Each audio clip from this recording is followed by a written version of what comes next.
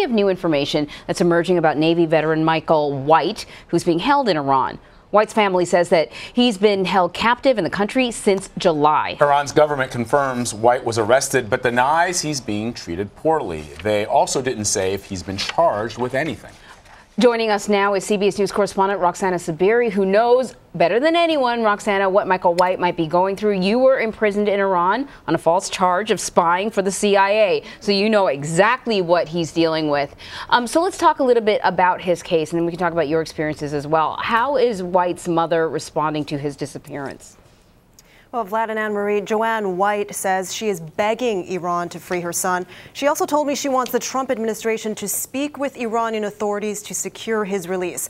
She says she hasn't heard from her son since July, when he was supposed to return from a trip to Iran, where he was visiting an Iranian woman he had met online. Joanne White says it wasn't until about 3 weeks ago that the State Department told her he was detained. So, Roxana, you spoke with an inmate who met Michael White before he disappeared. What did he tell you about the vet?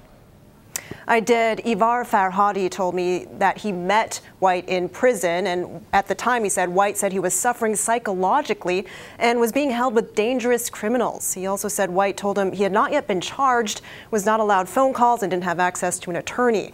Farhadi called White a hostage. What do we know about the prison that he's being held in then?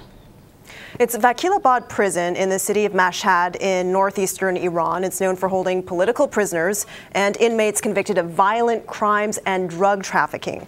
The Center for Human Rights in Iran, which is an organization in New York, says the prison is overpopulated, forcing some prisoners to sleep on the floor. The center also says that nutrition and medical care there are inadequate.